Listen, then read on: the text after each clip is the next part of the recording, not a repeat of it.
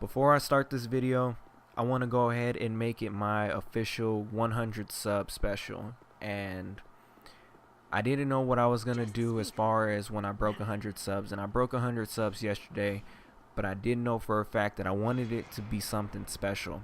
And I feel like after piecing some of this stuff together, that this should be a nice little thing for all of us to share. So thank you for the 100 subs. That's a huge personal milestone that I've always wanted to break, and you guys have helped me break it and go beyond it. I can't thank you guys enough. All of you have been really awesome. You guys have been amazing on the views, the comments, the feedback, everything. And like I said, I can't thank you guys enough. I'm going to continue doing this because I genuinely love it. I genuinely love working on these videos and coming up with these ideas and hearing your guys' ideas. There's really nothing more to it than that. So I know I said at the end of this that I was going to do some more, but I want this to be you guys' focus right now. I didn't want to overburden with 3 or 4 videos and then the 100 sub is just somewhere tucked in between that group. I want this to be its own thing. Tomorrow I'm gonna go ahead and go back to my usual 3 or 4 videos and to try to keep going with that. But for today, this is gonna be the only one. I hope you guys enjoy it. This is something that I think a lot of people would enjoy. As far as lore, I don't really teach anything in this video, so if you're looking to be taught, I'm sorry I don't have nothing on this video. You can check back tomorrow. But if you do want to learn some lore, keep tuned in. Like I said, sorry, but this is going to be the only upload. I hope you guys enjoy and enjoy the video. What's going on, guys? Snake Eyes here, playing some more Dark Souls 2. And I'm going to do this video different than how I do my other videos. And what I mean by that is this video isn't about anything in particular. It's more of a lore and speculation type deal. So what's going to be playing in the background is going to be some just random gameplay that I happen to record tonight. I might start a new character and kind of just go through some areas real fast and make sure everything is kind of action packed and not really so slow. But I'm also going to take my time speaking because I tend to speak fast in the videos that I do, and that's mainly because I kind of have to get a point across and explaining myself all in 5 minutes. So I tend to speak a little fast and mumble my words in a little every now and then, like I just did right there. But in this one I'm gonna kind of just take my time because I've been playing this game for about 15 hours as far as like total play time, and I've been enjoying the hell out of it. I've been learning a lot of stuff and finding a lot of stuff, and I have speculation on a lot of things that's been going on. I've been exhausting every single person NPC's dialogue and just trying to piece this whole thing together. And as I was playing, I think I came across something that is pretty important, and I didn't stumble across it just by just playing, even though that's how I pieced it together. But it wasn't until I came back after beating the Skeleton Kings or Lords or whatever their names are. I came back to Majula after venturing a little bit further in. I actually got to the Harvest Valley, and I talked to the NPC there, Chloanne, and she ends up being Leningras's daughter. So every single time he talks about a daughter, if you haven't gotten there, I'm not going to spoil it too far, but she's a stone trader and all that. That's besides the point. But I ended up finding a bonfire right next to her, a little bit further back, and just for the hell of it, every single time I beat a boss, I like to go and talk to every NPC in Majula's that Majula has, especially even the new ones, and I like to see if they have new dialogue. So this time around, I got back to Majula and I went up to Salden, the Crestfallen Warrior, and I just wanted to see if maybe he had an item for me because I've been dying a lot, and after 100 deaths he gives you the Ring of Steel Protection. So I went up and I decided to talk to him and see if he had some new dialogue and maybe even an item to give me. And he kind of said something that just clicked for me.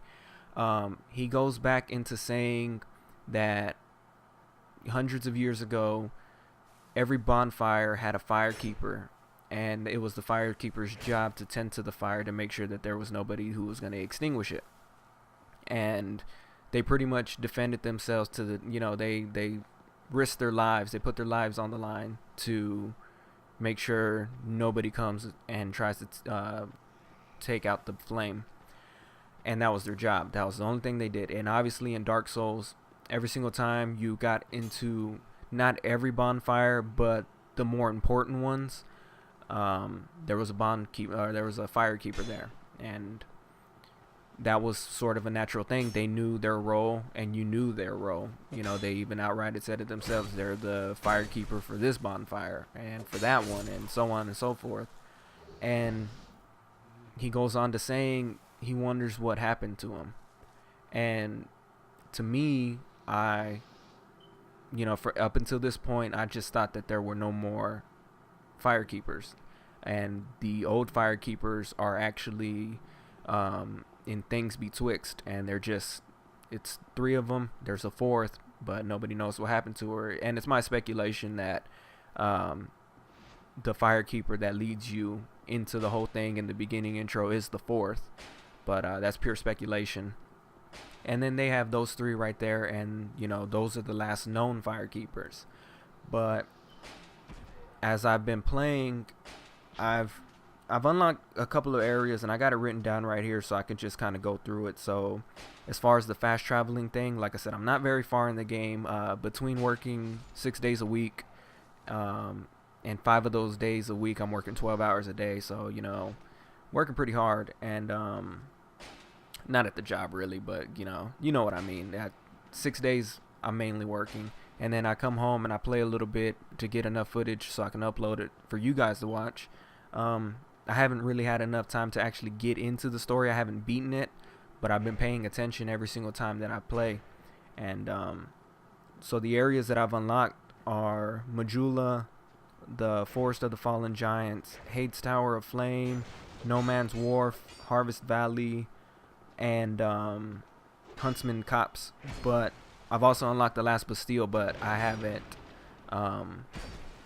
went in there. I found the 2 ways to get in there. One's after you fight the pursuer, and the other one's actually after you get done with No Man's Wharf. You take the boat and you go into the Last Bastille. Sorry if I'm spoiling this for anybody, but this is lore off of playing sometimes, so there is going to be a little bit of spoilers just because I need to be able to explain myself clearly for those who are actually at the point or even further than me to kind of compare notes and everything. But those are the areas that I've actually been to, and out of those 7 areas, there's been 5 areas that are now starting to make me wonder. And you have the Emerald Herald at Majula. She's right next to the bonfire. She never says she's a firekeeper, but there's actually 4 more bonfires in very key locations of these areas, and there's always a female NPC there. And at first I didn't think much of it, because the very next one from there, which I'm pretty sure is almost everybody's next NPC that you see, is Melentia. And Melentia's a vendor, and you think really nothing of it because first, she's undead, and second, she's a merchant. So you don't really think much of it because you just figured, well, I've been exploring long enough. It's about time I get a merchant. Maybe I'm going to buy some things so I can keep on going. So I didn't think much of it. I just, took it as what it was. Maybe just luck. And, they're going to sit next to bonfires as well, because, that's the very comforting thing about the bonfire, especially to undead. And the next NPC that I ended up coming across was Lycia. And Lycia is actually at the second bonfire, right after you beat the Dragon Rider boss. And she kind of is a little deceitful in a way, where she has different intentions. She says that she works with miracles and she wants to help people, but you can see that her intentions are actually a little bit more selfish. You can even see in the dialogue when you don't spend any souls with her, she makes a remark about how the gods frown upon I don't know the exact words, but it's somewhat along the lines of like stingy people, you know, people who don't want to spend their souls. So you can see through there that there's some sort of different motive for her, where she's more in it for herself rather than helping people. Again, nothing else. I didn't think nothing of it because she also is a merchant, and she's a merchant for people who are looking to expand on miracles and you know, experiment with all of those. And she's also an NPC that helps you go and unlocks the contraption so you can go into the Huntsman Copse. But again, thought nothing of it. But as I've been playing a lot more with No Man's Wharf, you got Lucatiel, and she's a fighter. She is pretty much I don't know her storyline. I know for a fact that if you are in human form, you can summon her, and in order to finish her side quest, she has to be alive when you fight the boss. And I'm actually going to show a boss guide on how to beat that boss, but I'm also going to add a little clip where I summoned her too early. I didn't clear the area. I had nothing but the enemies on that boat left. All of them pulled, and they knocked her off, and she died. So I think I screwed that up. And then I was kind of real shocked that that had even happened, that I died, because I wasn't paying attention anymore. So that's kind of frustrating, and I'm gonna put that in a separate video. You know, you can check that out if you want. It's gonna be a guide mainly, but I'm gonna add that in because I thought that was one of the more frustrating deaths that I had in this game, and all because I was frustrated about something else. But so I think I screwed up her thing, but she was next to the bonfire as soon as you get into No Man's Wharf. And then the next person that I ended up finding was Chloanne in Harvest Valley.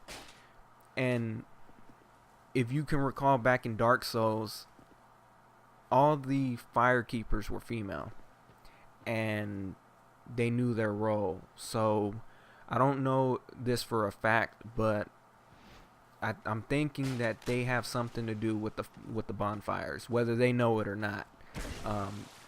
It's too common to have nothing but female NPCs next to bonfires that are pretty much significant to that area. Each bonfire that they're near they're not necessarily at a specific one. They're not at the first or the second or the third bonfire, but the ones that they are at are very important as far as being the hub to branch out into several different areas, or being at a very beginning and crucial for the next area that you're going to go into, or just being there to help you. I'm thinking that maybe, I don't want to say that they're descendants of the firekeepers. That was my phone going off right there. I don't want to say that they're descendants of the firekeepers, but I do believe that whether they know it or not, they do have a tie to the bonfires. Whether it's going to be outright said later or not, I don't know, because I tend to stay away from watching other Dark Souls videos, not for any other reason, but I don't want to spoil it for myself. I want to be able to find things, and the things that I think are genuinely cool, I upload. I have gotten my ideas, only one or two of them, from other people, but that's exactly the reason why I don't want to look at other people's Dark Souls videos, because I don't want to come up with an idea, but it's being influenced by something else, because that's kind of like stealing in my opinion. And even though this is a community and everybody's trying to piece things together, I'm also trying to do my part to have a separate point of view in these things, so that way it comes original.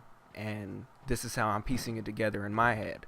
You know, I also have a theory that the land that we're in is Lordran, and it's not an area that's different, and it's not, you know, it is Drangleic. Yeah, it is Drangleic, but Drangleic could have easily gotten its name through the battles that have been happening, and a new king or a new ruler came and just changed the name. But there have been too many items that have been dropping in this game that are so they're pretty much, they are the same. I'm not saying they're pretty much, they are the same. I just picked up Ricard's rapier in an area that I'm going to show you as well later on today, or maybe even earlier depending on how I'm going to upload it. And it's been too common, and I've also been fighting enemies that have been in Dark Souls. Ornstein is the one that you can note as the most known, and it's too much of a coincidence to believe that at one point or another the NPCs from Dark Souls or the bosses from Dark Souls have all moved on to Drangleic.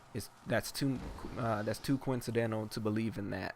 So that's why I believe that Drangleic is actually Lordran, and I also have speculation in believing that Hade's Tower of Flame is Anor Londo for a couple of reasons. One, it's a kingdom, and its architecture type is the same in very certain ways to Anor Londo.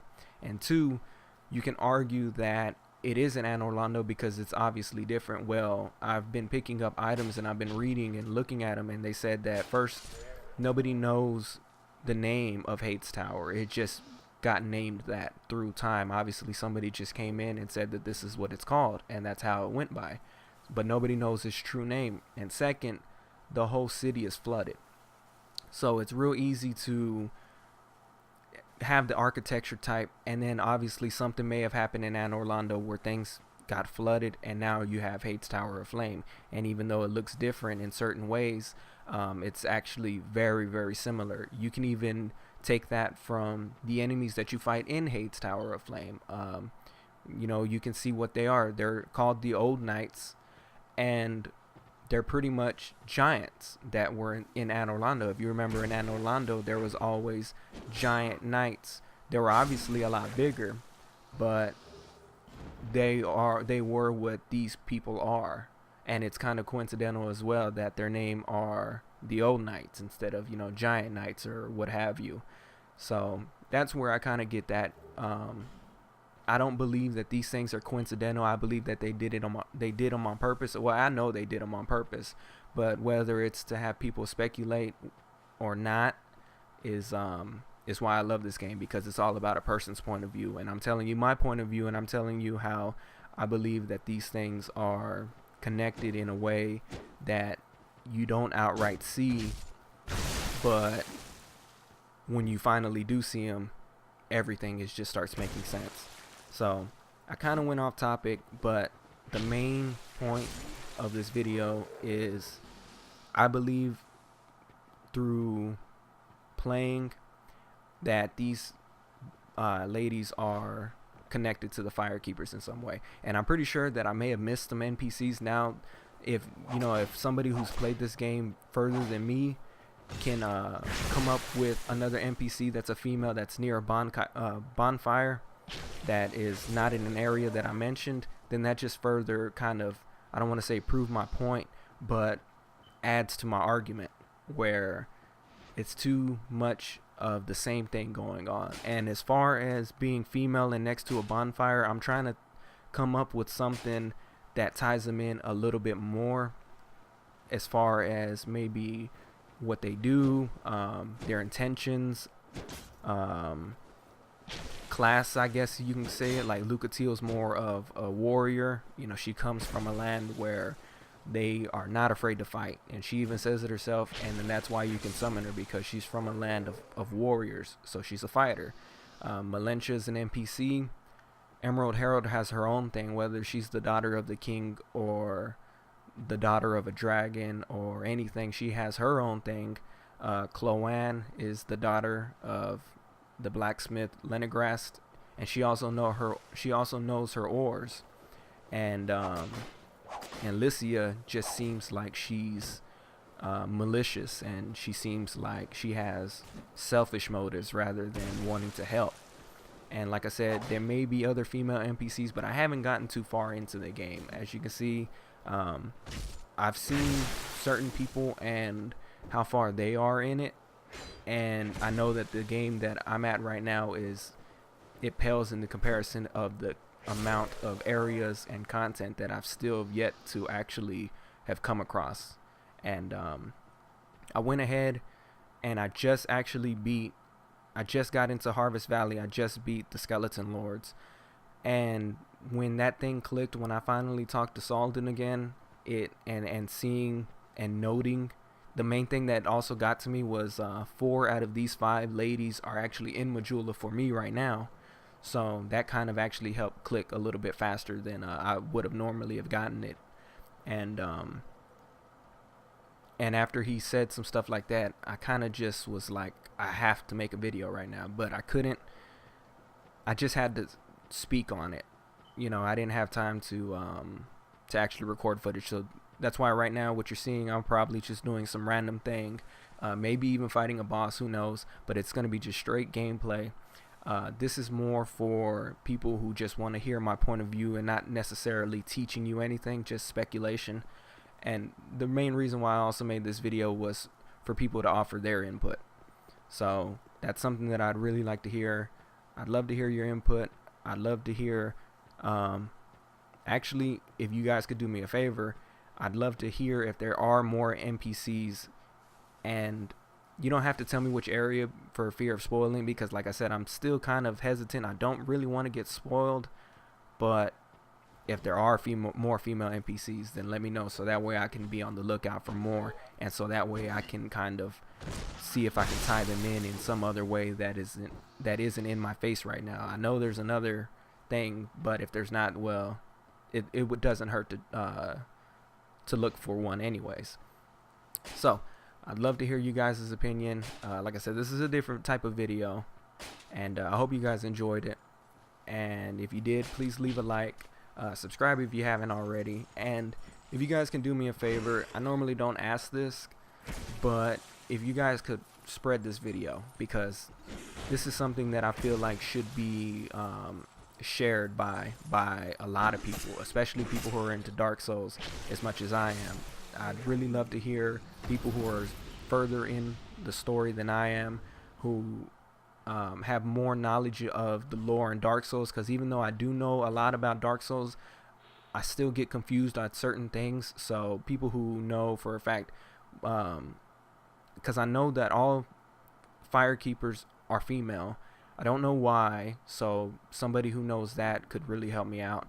And as far as more lore into that specific subject, I'm still kind of not that experienced in, so any help is good help.